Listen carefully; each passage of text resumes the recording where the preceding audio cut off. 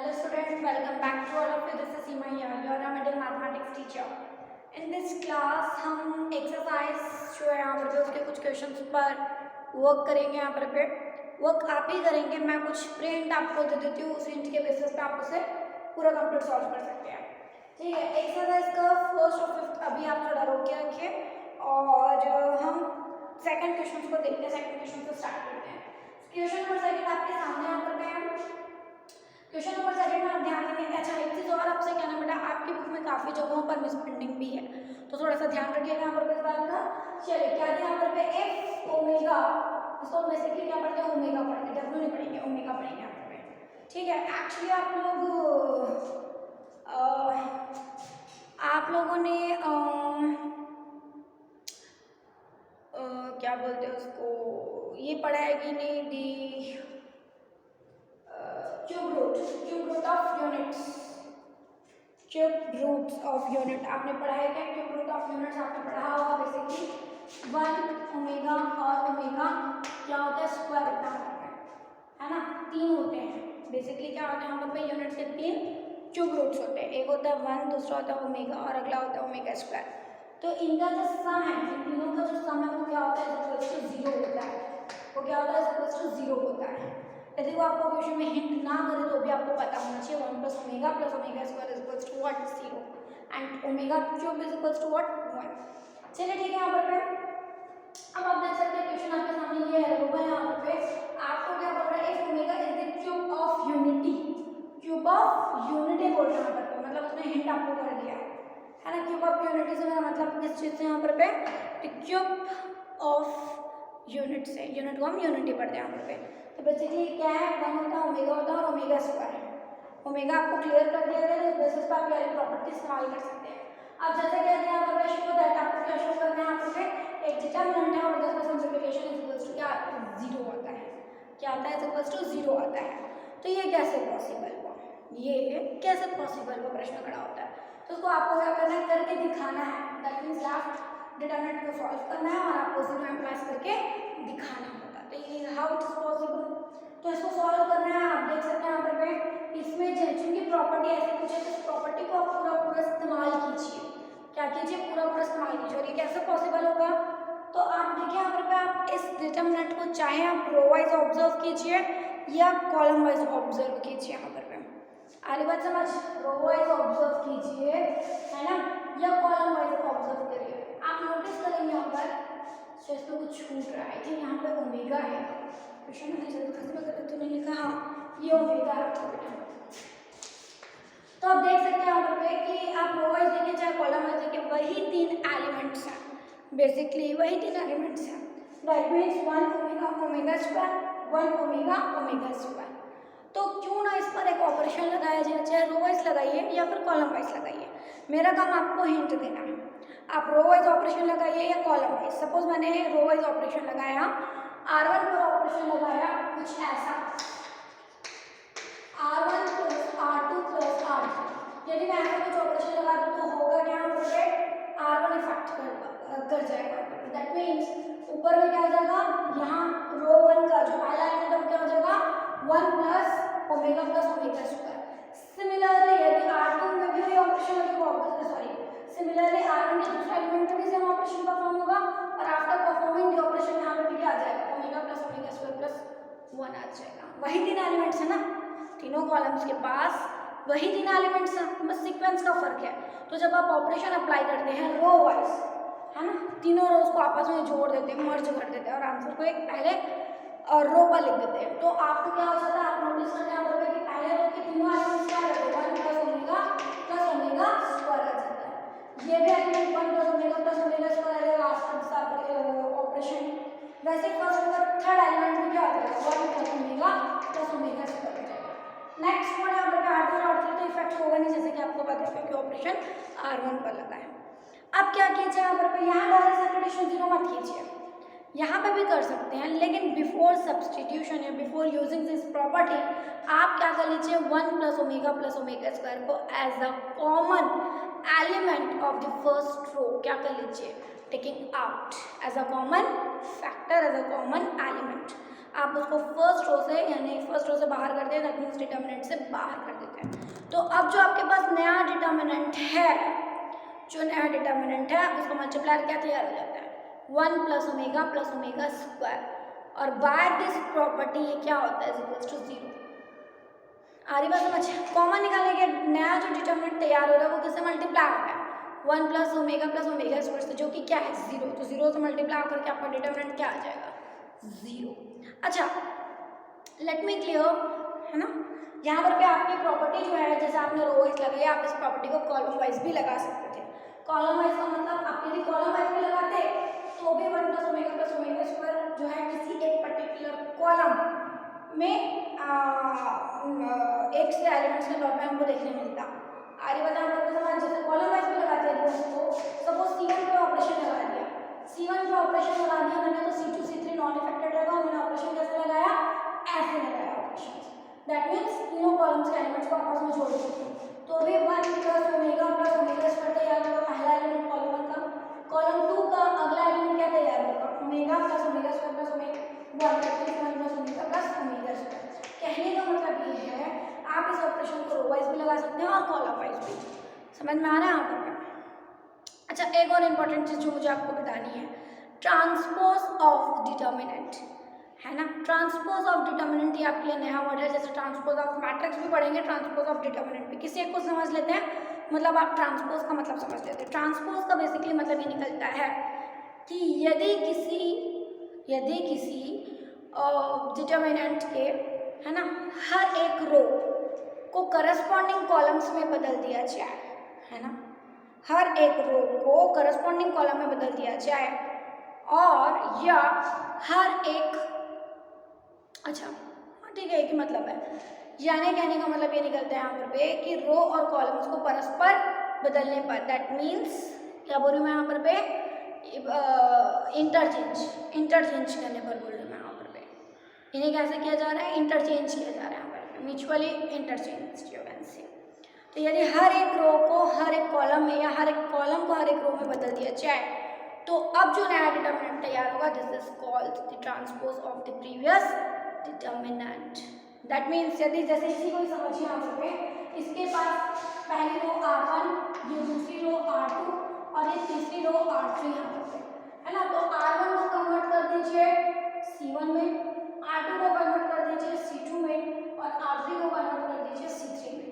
आगे का समझ यहाँ पर करस्पॉन्डिंग रोज, है ना, हर एक रो को करस्पॉन्डिंग कॉलम्स में बदल दिया जाए, तो ऐसे कंडीशन में अब जो डिटर्मिनेंट तैयार होगा वो क्या कहलाएगा, transpose of the previous determinant. और इस केस में क्या हो रहा है, जो ट्रांसपोज ऑफ डिटर्मिनेंट निकल रहा है वो एक्चुअली में उस डिटर्मिनेंट ए के इक्वल ही निकल रहा है। आप देख लीजिए, रो वाइज एलिमेंट देखिए चाहे कॉलम वाइज देखिए, एक से एलिमेंट्स हैं यहाँ पर, हमारा एक टाइम राइट। हमारी बात समझ यहाँ पर आगे हम चर्चा बाद में करेंगे, इसमें हम समझ में आई किस तरीके से इसका सिंप्लीफिकेशन 0 हुआ।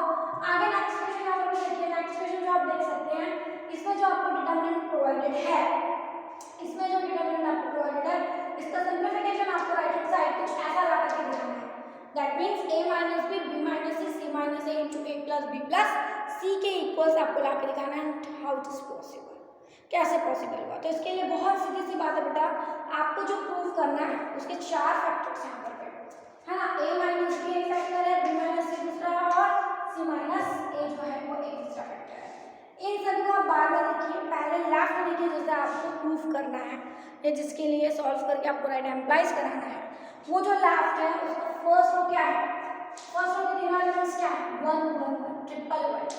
और मैंने आप लोगों को कई बार कहा है, यदि आप किसी डिटर्मिनेंट को सॉल्व करने जा रहे हैं तो पहले उसे अच्छे से ऑब्जर्व कीजिए। इस ऑब्जर्वेशन से साफ समझ में आ रहा है, चूंकि फर्स्ट रो के तीनों एलिमेंट्स क्या है, 1 है, और जहाँ 1 1 होता है वहाँ 0 0 ला करके मैथ्स को आसान किया जा सकता है।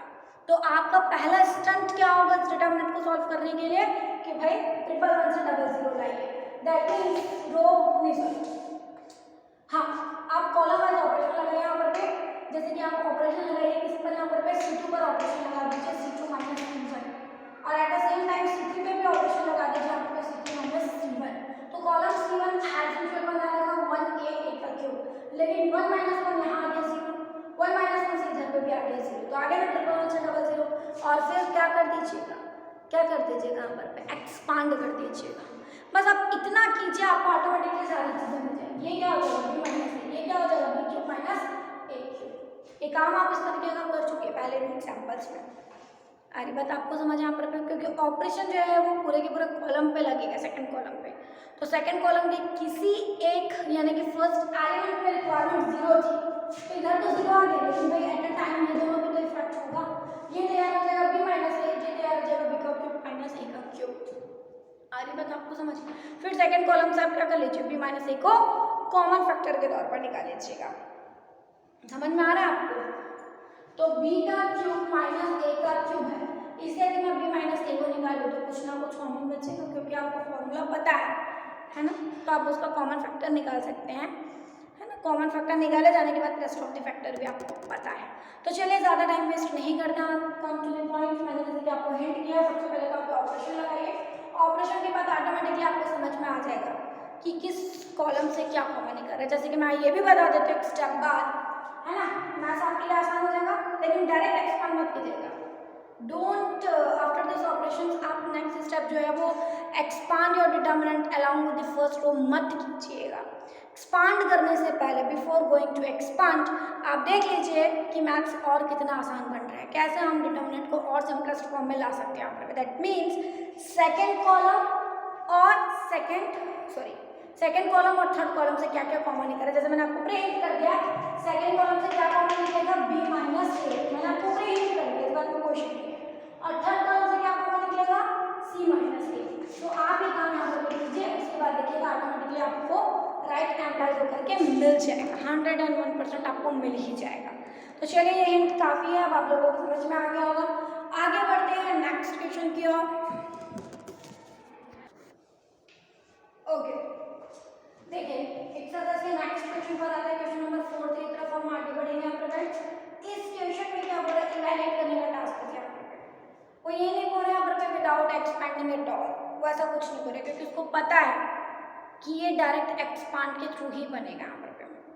ओके, तो you can continue, I mean without kind of any operations at all, just because इस क्वेश्चन में कुछ भी नहीं लग रहा है, सब डिफरेंट कैरेक्टर्स हैं, कोई कॉमन, सब different characters you can see है, 9 कैरेक्टर्स और 9 के 9 क्या है, अलग है। क्वेश्चन नंबर 4 पे आप देखें तो 9 कैरेक्टर्स हैं, ए बी सी है, ठीक है, एच और क्या पर आपके पास एच जी एफ है यहाँ पर पे, और क्या आपके पास इसके अलावा क्या यहाँ पर आपके पास, मतलब आप देख रहे हैं कि 9 कैरेक्टर्स और 9 के 9 अलग है। कोई नंबर्स होते तो हम सोचते हैं कि कुछ ऑपरेशंस लगाने का या उनके बीच उस कॉमन मल्टीप्लायर निकालने का, लेकिन यहाँ कोई पॉसिबिलिटी नहीं बनती है, कोई भी पॉसिबिलिटी नहीं बनती है किसी भी तरीके का ऑपरेशन या किसी भी तरीके की प्रॉपर्टी इस्तेमाल की जा सके। तो आप without wasting any more time आप किसी भी एक रो या पर्टिकुलर कॉलम को लेकर के एक्सपांड कर दीजिए। You can expand this determinant along with the first row or along with the first column. You got your answer. You will definitely got your answer. आगे बात समझ यहाँ पर पे चलिए। तो अब हम आते हैं नेक्स्ट क्वेश्चन पे। नेक्स्ट क्वेश्चन यहाँ पर आपको दिया है, इस नेक्स्ट क्वेश्चन में देखिए बहुत सिंपल सी चीज़ है, बस समझने की देर है। ये डिटर्मिनेंट बड़ा खतरनाक सा दिख रहा है आपको, शो करना left is equals to right, तो कैसे पॉसिबल है यहाँ पर? तो ऑब्वियसली राइट के साथ करनी होंगे, क्योंकि राइट में तो कुछ बचा नहीं है, जो है वो लेफ्ट है डिटर्मिनेंट जिसे आप सॉल्व कर सकते हैं और राइट एम्प्लाइज करा सकते हैं। बहुत सिंपल सी बात है, आप ध्यान से देखिए, आप ध्यान से देखिए, आप कॉलम वाइज देखिए, ज़्यादा बेटर होगा।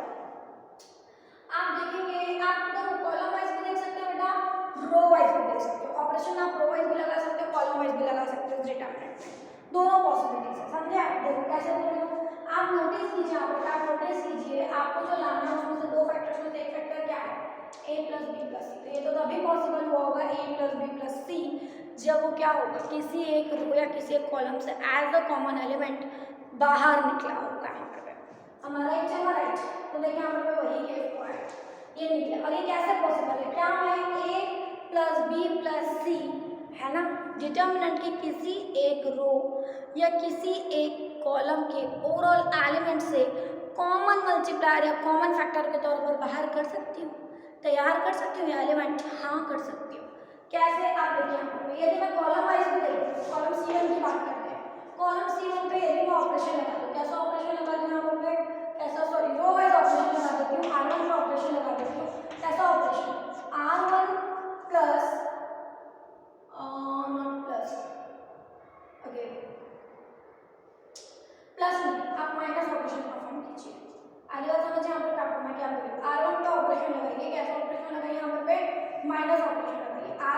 माइनस कीजिए, किसे माइनस कीजिए यहाँ पर R1 में, किसे माइनस कीजिए यहाँ पर R2 और R3 को माइनस कर दीजिए। मैं ऐसा क्यों कर अभी आपको समझ में आएगा। यदि मैं ऐसा कोई ऑपरेशन लगाती हूँ तो होगा क्या, यदि मैं R1 का ऑपरेशन लगा देती हूँ R1 minus R2 plus R3, मतलब R2 और R3 को पहले जोड़ा और जोड़ने उस जोड़ को क्या कर देती हूँ R1 में से सब्ट्रैक्ट कर देती हूँ। ऐसा कुछ ऑपरेशन मैं R1 में लगा कर देखूँ तो कर देते हैं क्या होगा। तो आप देख सकते हैं 3a है एलिमेंट, आगे समझ रो वाइज ऑपरेशन लगा दिया 3a है, माइनस कितना हो जाएगा ऊपर पे आपके पास माइनस b प्लस a, ये क्या है R2 और ये क्या है R3, तो प्लस कर दीजिए तो क्या हो जाएगा यहाँ पे आपके पास प्लस करना है मतलब सीधे सीधे टर्म्स को उतार दीजिए। आपको बात समझ में आ रही है क्या बोल रही है, 3 अपनी जगह बना रहेगा, माइनस अंदर जाएगा तो साइन पलट जाएगा, साइन पलटेगा पहले तो प्लस माइनस a वैसे ही करते सिमिलर वाला बहुत दूर चलते पहले कर जाएगा, अब ये माइनस अंदर जाएगा ब्रैकेट ओपन होगा तो साइन पलट जाएगा, माइनस भी हो जाएगा प्लस भी, और जो आपका कहते हैं यहाँ पे कुछ गड़बड़ी तो नहीं की मैंने, सॉरी ये तो दोनों प्लस है ना बेटा, ये भी प्लस है ये भी प्लस है, कुछ मिनट सॉरी यहाँ पर एक मिस्टेक की है, ये आपका प्लस a ऑलरेडी था, माइनस a था ही नहीं, ये तो ऑलरेडी प्लस था है ना, आप देख सकते हैं यहाँ पर देखो माइनस b प्लस है और यहाँ पर माइनस c प्लस है। आज बात समझ हम R2 और R3 को आपस में जोड़ रहे हैं ड्यूरिंग दिस ऑपरेशन, तो मैंने दोनों को जोड़ दिया तो a और a आपस में जुड़ गए, क्या हो गया आपस में जुड़ गए, तो सब्सट्रैक्ट नहीं होंगे हैं जुड़ रहे हैं आपस में। अच्छा जुड़ेंगे तो क्या हो जाएगा 8 प्लस 8 2a, लेकिन ये प्लस 2a क्या हो जाएगा माइनस 2a में कन्वर्टेड, क्योंकि बाहर क्या है माइनस, ये हो गया आपका माइनस 2a, अब ये माइनस से तो क्या हो जाएगा प्लस, क्योंकि देखिए ये सब कुछ क्या ब्रैकेट के अंदर एनक्लोज्ड और ब्रैकेट के बाहर क्या है माइनस, तो जो तीन टर्म है तीनों के साइन बदल जाएंगे, तो साइन बदलेंगे b और c हो गया पॉजिटिव और a एंड नेगेटिव, अब 3a minus 2a that means plus a, अब मतलब 3 में 2 गया कितना बचा a, तो अब a का मल्टीप्लाई क्या बनेगा 8 दैट मींस 1, तो a plus b plus c आया आपके पास, आया समझ में। यहाँ पर देखिए यहाँ पर कुछ दिख रहा है a plus b plus c, तो ना केवल ये एक एलिमेंट e1 इस ऑपरेशन से आपको R1 के एक नहीं बाकी जो दो एलिमेंट है यहाँ पर वो दो एलिमेंट्स भी सेम मिलेंगे आपको इस ऑपरेशन से। कॉमन सेंस यूज करना है, हमको देख के पहले यूज करना है, और नहीं समझ में आया तो आप किसी एक एलिमेंट के लिए वो ऑपरेशन लगाकर देख लीजिए, आपको थोड़ा सा भी डाउट है तो। अब देखिए इसमें भी आप देखिए यहाँ पर यही ऑपरेशन इसमें भी लगा दीजिए, तो क्या होगा आपको सिर्फ प्लस माइनस को लेकर फर्क आएगा, यहाँ पे 3 कैसा है आपका, यहाँ पर 3 कैसा है आपका, कैसा है पॉजिटिव है ना, इन दोनों को आपस में जोड़ो तो क्या तैयार होगा यहाँ पर 1 प्लस 3 क्या हो जाएगा यहाँ पर आपका 4, लेकिन यहाँ पर क्या है 1 प्लस 4, ये दोनों का आपस में जोड़ना है ना 3 प्लस b 4, ठीक है। ये ऑपरेशन आप यहाँ पे भी लगा सकते हैं माइनस b माइनस b, यहाँ पर क्या करना है हाँ ये माइनस b हो जाएगा, यहाँ पे दोनों आपस में जोड़ा तो 4 भी हो गया और 1 माइनस 4 की तो माइनस 3 भी आ गया, गड़बड़ हो जाएगा, नहीं आप ये ऑपरेशन लगा सकते हैं, ये ऑपरेशन सही बिल्कुल सही है, यहाँ पर भी कुछ नेगेटिविटी को लेकर फर्क है, मैं क्वेश्चन चेक कर लेती हूँ, एक तो आप लोगों की एक्सरसाइज में क्वेश्चंस में काफ़ी मिसप्रिंटिंग भी रही है, प्लस b ओके यह एक सबसे अच्छा आइडिया, आप रो वाइज नहीं लगाना तो कॉलम वाइज लगा लो, कॉलम वाइज में आपको कोई प्रॉब्लम नहीं चाहिए, चीज़ वही है ना, चीज़ वही है, अब कॉलम वाइज लगाते तो होगा क्या सीधा जुड़ जाएगा, कि कॉलम C1 पे ऑपरेशन लगा देते हैं, उसी ऑपरेशन को लगाती हूँ C1 पर, C1 प्लस क्या कर देती हूँ यहाँ पर सॉरी C1 प्लस करूँगी यहाँ पर हाँ C1 पर ऑपरेशन लगा C1 plus C2 plus C3, आगे समझ तो क्या हो जाएगा यहाँ पर देखो 3a minus a plus b minus a plus c, आगे बात यहाँ पर आपको समझ मैं क्या बोल रही हूँ, ये माइनस माइनस 2a और plus a minus 2a that means आ गया यहाँ पर a, तो आ गया a plus b plus c आ गया। अब देखते हैं यहाँ पर यही ऑपरेशन बाकी दो एलिमेंट्स में लगाने पर क्या रिस्पॉन्स है, ऑपरेशन में कॉलम वाइज लगा दिया, अभी मैंने इस पर लगाया अब इस पर लगा दीजिए, ये ऑपरेशन क्या होगा C2 मतलब C1 के बाकी दो और एलिमेंट्स में भी ऑपरेट होगा, तो क्या हो जाएगा जरा चेक करते हैं, minus b plus a plus 3b minus b plus a, अब क्या होगा यहाँ पे minus b minus 2b plus 3b plus a plus, अब ये दोनों क्या हुआ आपस में सब्ट्रैक्ट हो क्या आ गया b a c, मतलब a plus b plus c का भी काम कीजिए रो वाइज नहीं ऑपरेशन कॉलम वाइज लगाइए, क्योंकि इसमें एकदम सही बैठ है ना, ये ऑपरेशन लगाने से कॉलम C1 के ना केवल पहला बल्कि बाकी दो एलिमेंट भी एज यूजुअल या सेम मिल रहे हैं, that means A plus B plus C। तो इस तरीके से कॉलम C1 के तीनों एलिमेंट सेम हो जाएंगे। तो कॉलम C1 से आप उस कॉमन एलिमेंट को क्या कर लीजिएगा, बाहर, तो डिटरमिनेंट से बाहर क्या आ जाएगा, A plus B plus C। अब जो बाहर निकलेगा ऑब्वियसली कॉमन मल्टीप्लायर या कॉमन एलिमेंट के तौर पे बाहर निकलेगा, तो उसकी जगह पर क्या आ जाएगा, 1 1 1। am I right? अब 1 1 मतलब 0 0 0 मतलब अब देख लीजिएगा 1 1 से 0 0 लाने के लिए आपको ऑपरेशन कैसा लगाना पड़ रहा है, किस में किसको सब्सट्रैक्ट करना पड़ रहा है। यहाँ पर इतना तो आप कर ही लेंगे, इतने एग्जाम्पल्स आपने बनाए हैं, आपको वो प्रॉब्लम नहीं चाहिए, है ना। वैसे कहाँ आएगा अच्छा बताइए, इधर आ गया आपके C1 पे आपने ऑपरेशन लगाया तो इधर से आपका कॉमन निकला, मतलब 1 कुछ ऐसा मिलेगा, 1 कुछ ऐसा मिलेगा। अब इधर 0 चाहिए, इधर 0 चाहिए, तो सीधी सी बात है R2 में R1 को सब्ट्रैक्ट करेंगे, मतलब ऑपरेशन भी ऐसा हो जाएगा, R2 पर ऑपरेशन लगाया R2 माइनस R1, है ना, तो इधर एक 0 आ गया और इधर पे 0 के लिए आप R3 का ऑपरेशन लगा देते हैं, R3 माइनस R1। आगे बात यहाँ पर समझ, एट द सेम टाइम मैं दो ऑपरेशंस लगा रही हूँ, एक लगा देती हूँ सेकंड रो पर और एक लगा देती हूँ थर्ड रो पर। आगे बात समझ, ऐसा क्यों किया, क्योंकि भाई 1 1 कुछ ऐसा मिल रहा है, मेरे को क्या समझ रहा है, वर्टिकली मिल रहा है, कॉलम पे मिल रहा है, तो कॉलम पे मिल रहा है यहाँ पर मतलब मैं इस फर्स्ट कॉलम के 1 1 में से 0 0, दैट मीन्स जो एक को छोड़कर बाकी दो एलिमेंट्स, है ना, यानी कि इसमें जब इस 1 को सब्ट्रैक्ट करूंगी तो यहाँ 0 आएगा, इसमें जब इस 1 को सब्ट्रैक्ट करूंगी तब 0 आएगा, मतलब ऑपरेशन कैसा लग गया, रो वाइज, ऑपरेशन कैसा लग गया, रो वाइज। आगे बात समझ यहाँ पर पे, इसके चलते होगा बाकी जो एलिमेंट है रो के वो भी इफेक्ट करेंगे, जो रेस्ट ऑफ द एलिमेंट्स है सेकंड रो और थर्ड रो के वो भी इफेक्ट करेंगे, लेकिन आफ्टर दिस अब आप क्या कर दीजिएगा, एक्सपांड कर दीजिएगा, और expand what, expand along with the first column, क्योंकि फर्स्ट कॉलम में 1 1 आया था, है ना, तो रो वाइज ऑपरेशंस लगा करके आपने फर्स्ट कॉलम के 3 में 2 एलिमेंट्स को क्या कर दिया, 0 ला करके मैथ्स को आसान बना दिया। अब तो आप जो एक्सपांड करेंगे वो अलाउंग विद फर्स्ट कॉलम कीजिएगा, तो आपको सिर्फ 1 के लिए एक्सपांड करना है असल में। आगे बात आपको समझ, ये हिंट क्या पूरा मैथ्स मैंने सॉल्व कर दिया। चलिए तो अब हम देखेंगे आगे का नेक्स्ट क्वेश्चन यहाँ पर, ठीक है, हाँ जी भाई, चलिए एक्सरसाइज के नेक्स्ट क्वेश्चन पर आते हैं। यहाँ पर you can see here this is the next one, question number 7। आप देख सकते हैं एक लंबा चौड़ा सा डिटरमिनेंट आपको दिया है और जिसको बैलेंस किया गया यहाँ पर जिससे ABC × A² + B² + C² है। बिल्कुल भी घबराने की जरूरत नहीं है, लास्ट में जब आप सॉल्व करेंगे तो आराम से राइट एम्प्लाइज होगा यहाँ पर। आप बस ध्यान से डिटरमिनेंट को देखिए, आपने नोटिस किया, आप देखिए यहाँ पर राइट आपको प्रूफ करना, कभी भी डिटरमिनेंट को यदि प्रूफ दैट का क्वेश्चन है तो देख लीजिए कि लास्ट डिटरमिनेंट को सॉल्व करने पर राइट क्या एम्प्लाइज रिक्वायर्ड है। आगे बताएं यहाँ पर समझ, आप देख सकते हैं जो आपको प्रूफ करना है उसमें क्या है, ABC है, दो फैक्टर्स में से एक फैक्टर क्या है, ABC है, और एक अगला फैक्टर क्या है, A² + B² + C² का होल क्यूब। कहने का मतलब A² + B² + C², ये जो कंप्लीट एक टर्म है ये एक नहीं दो नहीं 3 टाइम्स आया है, मतलब किसी एक रो या किसी एक कॉलम से नहीं, बल्कि निकला है तो ओवरऑल रो से या निकला है तो ओवरऑल कॉलम से निकला होगा, क्योंकि आप जो देख रहे हैं डिटरमिनेंट इसका ऑर्डर क्या है, इसका ऑर्डर क्या है, ये एक स्क्वायर डिटरमिनेंट है, इसका ऑर्डर क्या है 3 है यहाँ पर पे, दैट मीन्स 3 जो है इसके पास रो अवेलेबल है और 3 कॉलम है यहाँ पर पे। A² + B² + C² whole to the power 3 है, दैट मीन्स 3 टाइम्स तो तभी पॉसिबल है यहाँ पर पे जब ना केवल किसी एक रो से या ना केवल किसी एक कॉलम से बल्कि निकले तो ओवरऑल रो, दैट मीन्स तीनों के तीनों रो से निकले या तीनों के तीनों कॉलम से निकले, ये पॉसिबल हो सकता है।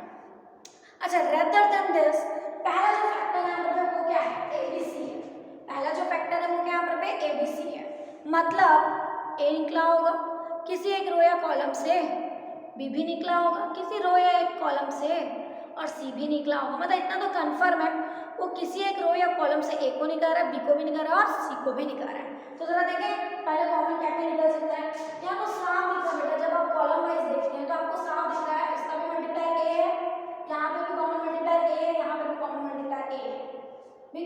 कॉमन मल्टीप्लायर बोलते, कॉमन क्या होता है हमेशा, लिस्ट एलिमेंट जो सभी के पास अवेलेबल हो। तो आप देख सकते हैं कॉलम 1 के पहले दूसरे और तीसरे तीनों एलिमेंट्स को ध्यान से देखिए, क्या इनके पास A अवेलेबल नहीं है, सभी के पास A अवेलेबल है ना as a common factor, as a common factor, तो क्यों ना आप उसे एज अ कॉमन फैक्टर या कॉमन मल्टीप्लायर क्या कर लीजिए, फर्स्ट कॉलम से बाहर। सो आ रही बात समझ, फर्स्ट कॉलम से ए हो गया बाहर।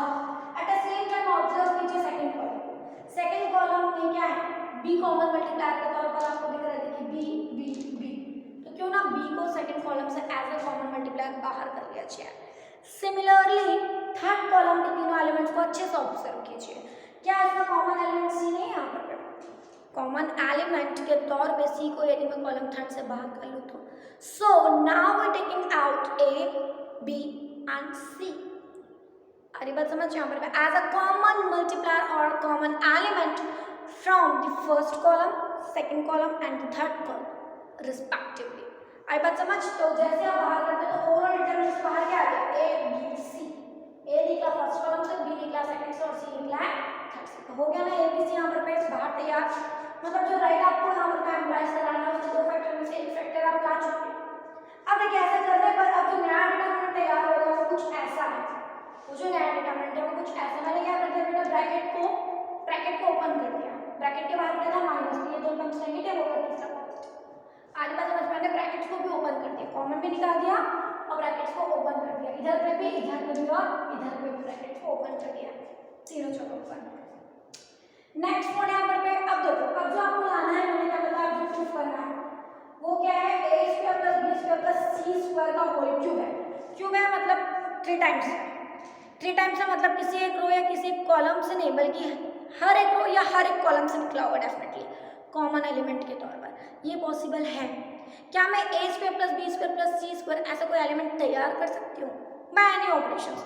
तो जरा ध्यान दीजिए, यहाँ आप ध्यान देंगे बेटा, आप देख सकते हैं यहाँ पर पे, बहुत अच्छे से देखें यहाँ पर पे, यदि मैं ऐसा कोई ऑपरेशन लगा दूँ तो ये मेरे दिमाग में भाई C1 पर कोई ऑपरेशन लगा दूँ, C1 plus C2 plus C3, आगे बात समझ, that means column wise operation लगा रही है, पहला कॉलम ये दूसरा ही तीसरा, मैं क्या कर रही हूँ, तीनों कॉलम्स के एलिमेंट्स को आपस में मर्ज कर रही हूँ, उन्हें आपस में जोड़ रही हूँ, क्योंकि मैं ऑपरेशन कॉलम वाइज लगा रही हूँ, तो डिटरमिनेंट इस तरीके से कंप्रेस हो जाएगा। आगे बात यहाँ पर आपको समझ, मैं कॉलम वाइज ऑपरेशन लगा रही हूँ, तीनों एलिमेंट्स को आपस में जोड़ रही हूँ, तीनों कॉलम्स के एलिमेंट्स को, अब जैसे कोई कॉलम का एक बस एलिमेंट का इफेक्ट होगा नहीं भाई, उस कॉलम C1 के बाकी दो एलिमेंट्स में तो इफेक्ट होंगे, वही सेम ऑपरेशन उन दो एलिमेंट्स पे भी तो लगेगा, लेकिन पहले बार एक लगा कर देखिए, तो जैसे देखिए यहाँ पर इन्हें मर्ज करेंगे तो आप साफ देख सकते हैं यहाँ पर इस ऑपरेशन से क्या होगा, माइनस बी स्क्वायर ये प्लस 2b स्क्वायर, दो में एक गया बचा एक बी स्क्वायर, वैसे ये माइनस सी स्क्वायर है ये plus 2c square,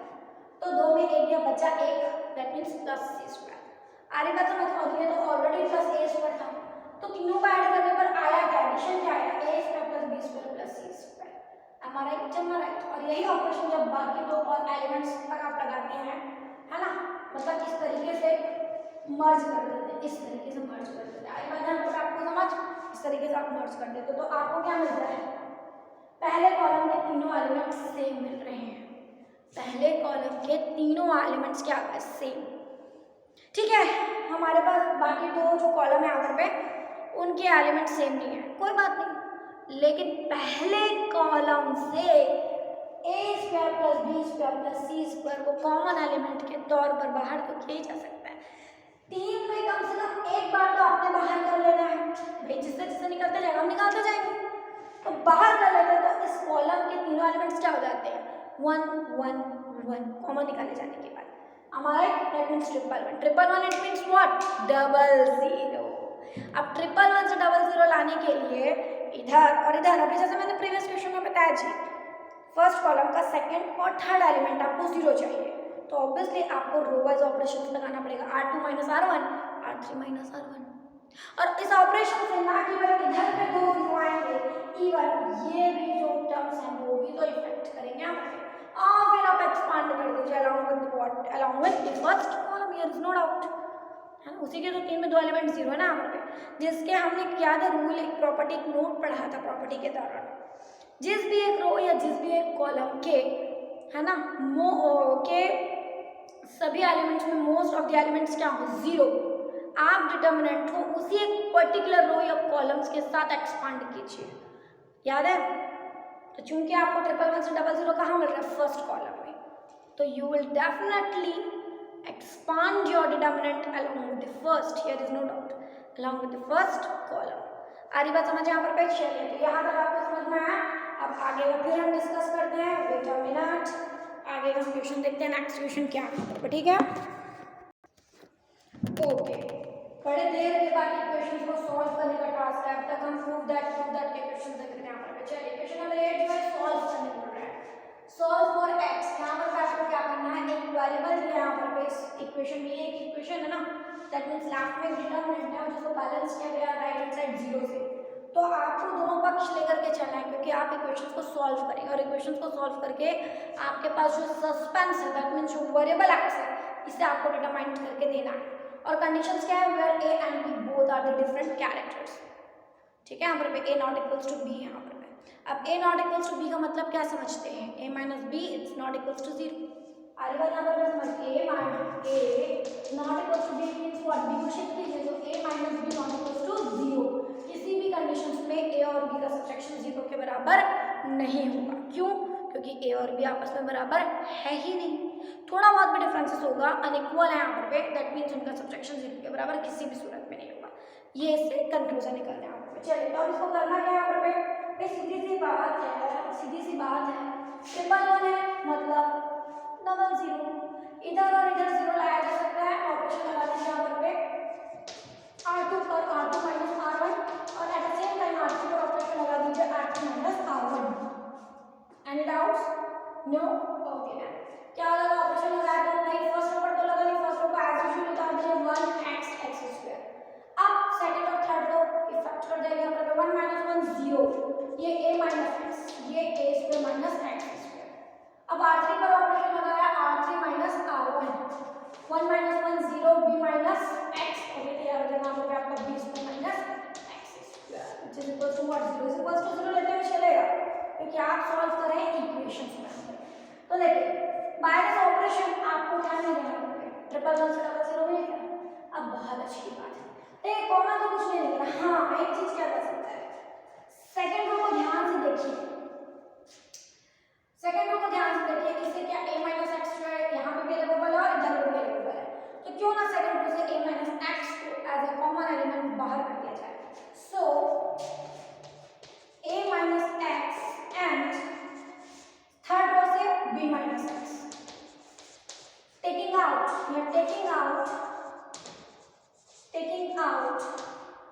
a minus x and b minus x as a common element, as a common what element। आगे बात समझ, from what, from second and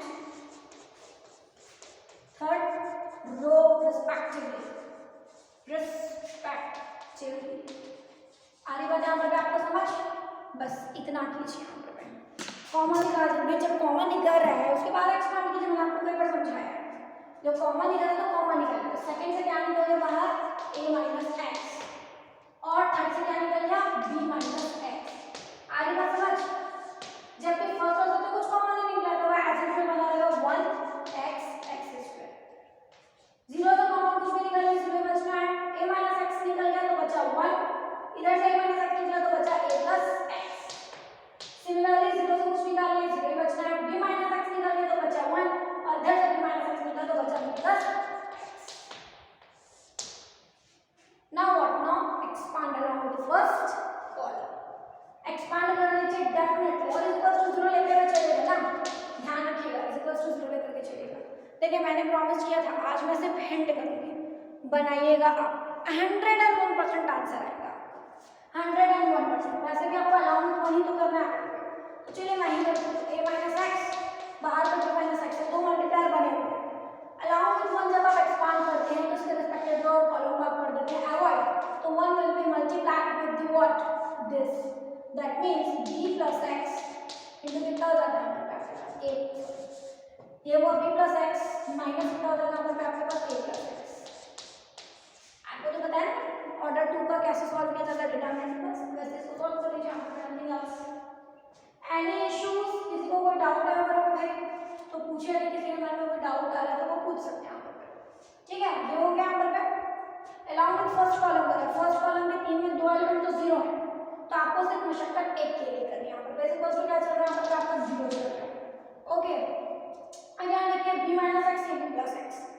उससे भी पहले इन दोनों के बीच क्या होगा सब्सट्रैक्शन, तो माइनस अंदर जाएगा तो ब्रैकेट ओपन होगा और साइन पलट जाएंगे, जो पॉजिटिव था वो नेगेटिव हो जाएंगे, तो ये क्या हो जाएगा यहाँ पर आपका, ये क्या हो जाएगा आपका बोलिए प्लस माइनस एक्स हो जाएगा, आपको क्या मिलेगा बी माइनस एक्स। आगे बात समझिए यहाँ पर मैं क्या बोल रही हूँ, ए माइनस एक्स ऑलरेडी बाहर था, बी माइनस एक्स भी ऑलरेडी बाहर था, और अभी आपको क्या मिल रहा है बी माइनस ए मिल रहा है, क्या मिल रहा है B minus A is equal to what 0, right में क्या है 0। ये तीन फैक्टर्स हैं। अब किससे बैलेंस किया जाएगा वो जरा बताइए यहाँ पर।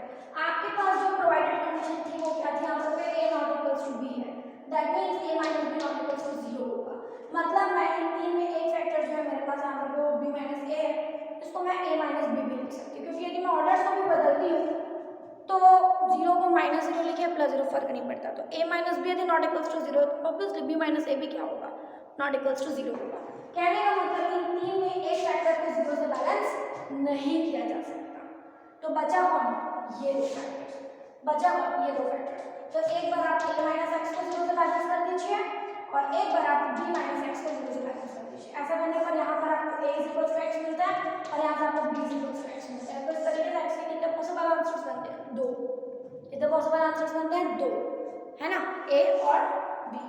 आगे बात यहाँ पर आपको समझ क्या बोला जा रहा है, समझ में आ रहा है यहाँ पर कि नहीं समझ में आ रहा है, समझ में आ रहा है आपको, मैथ्स कितना सिंपल है यहाँ पर पे, इस तरीके से आप मैथ्स को सॉल्व कीजिए, आगे के और क्वेश्चंस पर काम कीजिए, और यदि कोई डाउट लगता है तो मुझसे आप कमेंट सेक्शन पे पूछिए, या नहीं तो हम एक ऑनलाइन डाउट सेशन रखेंगे उसमें आप पूछ लीजिएगा।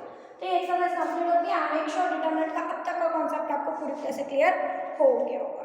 यदि आप क्वेश्चन नंबर 10 देखिए बेटा, तो क्वेश्चन नंबर 10 भी कोई बहुत टफ नहीं है, वो भी एक तरीके से क्या है आपका इक्वेशन है, बेसिकली क्या है वो एक इक्वेशन, और इक्वेशंस को कैसे सॉल्व करना है आपको पता है, इक्वेशंस को कैसे सॉल्व करना है आपको अच्छी तरह से पता है। यहाँ पर आप देख सकते हैं क्वेश्चन नंबर 10 आपकी बुक पकड़ी है मैंने यहाँ पर, क्वेश्चन नंबर 10 में show that x is equals to 2 it's root of the equation, that particular equation and solve it completely. वो क्या बोल रहा है, क्या बोल रहा है यहाँ पर पे, दिखाइए कि x इज इक्वल्स टू 2 क्या है, one of the root of this equation है यहाँ पर पे। तो भाई यदि हम दावा करते हैं, जैसे आपने क्वाड्रेटिक इक्वेशंस पढ़ा है 9th स्टैंडर्ड में, 10th स्टैंडर्ड में पढ़ा है क्वाड्रेटिक इक्वेशंस, याद है क्वाड्रेटिक इक्वेशंस को जब आप सॉल्व करते थे तो x के कितने पॉसिबल आंसर्स आते थे, दो, अल्फा और बीटा, जिसे हम रूट के तौर पर पढ़ते थे। किसी क्वाड्रेटिक या किसी भी इक्वेशंस को सॉल्व करने पर जो आंसर्स आते हैं हम उस आंसर्स को क्या पढ़ते हैं हमारे पे, the value of x which is known as the root of that equations, and this root अब चूंकि निकला तो उस इक्वेशंस को सॉल्व करने से, तो ऑब्वियसली यदि वो उस इक्वेशंस को सॉल्व करने से निकला है, यदि वो वाकई में रूट ऑफ द इक्वेशंस है तो वो उस इक्वेशंस को सेटिस्फाई करेगा। भाई यदि आप अपनी माँ के बच्चे हैं तो आप अपनी माँ को सेटिस्फाइड करेंगे, दैट मीन्स कुछ कुछ आप अपनी मम्मा जैसे होंगे कि नहीं होंगे, कि मम्मा से पूरी अलग होंगे, कुछ ना कुछ तो मम्मा के भी आप में फीचर्स आएंगे ना, है ना, बस ऐसे ही यहाँ पर भाई यदि रूट्स उस इक्वेशन से निकले हैं या उस इक्वेशंस के रूट होने का दावा किया जा रहा है, दैट मीन्स वो रूट्स, दैट मीन्स एक्स की वो वैल्यूज उस इक्वेशंस को सेटिस्फाइड करेंगे। अब आप बोलेंगे मैडम सेटिस्फाइड मतलब सेटिस्फाइड इट मीन्स एक्स के उस वैल्यू को आप उस इक्वेशंस में सब्स्टिट्यूट कीजिए। क्या उस इक्वेशंस बैलेंस्ड होता है, दैट मीन्स लास्ट में रखिए एक्स की वो वैल्यू और उसके साथ कंटिन्यू हो जाइए और उसको सॉल्व कीजिए। एक्स के उस सब्स्टिट्यूशन पर या एक्स की उस वैल्यू पर, है ना, क्या आपको left hand side is equals to right मिलता है, जैसे कि राइट में तो खैर 0 है, लास्ट में एक डिटर्मिनेंट है, तो उस डिटर्मिनेंट में एक्स इज इक्वल्स टू क्या रख दीजिए 2 रख करके उस डिटर्मिनेंट को बेसिकली सॉल्व कीजिए जैसे आप अब तक करते आए डिटर्मिनेंट्स को सॉल्व, और सॉल्यूशन क्या आना चाहिए, राइट हैंड साइड 0 के बराबर, that means 0 is equals to 0 मिलना चाहिए, तभी इक्वेशंस क्या कहलाएगा, बैलेंस्ड, और तभी क्या कहलाएगा, इक्वेशन सेटिस्फाइड भी कहलाएगा। इक्वेशन जब बैलेंस्ड होता है तभी वो सेटिस्फाइड होता है, और इक्वेशन एक्स के जिस मान पर या जिस वैल्यूज पर सेटिस्फाइड होता है हम उसे ही रूट पढ़ते हैं। तो यदि वो रूट होने का दावा कर रहा है मतलब वो उस इक्वेशन को सेटिस्फाइड करेगा, that means left hand side is equals to right आएगा। बहुत बेसिक है, आप सॉल्व कीजिए। यहाँ पर आज की क्लासेस खत्म करते हैं। होप आप लोगों को आज की क्लासेस अच्छी लगी हो, समझ में आया।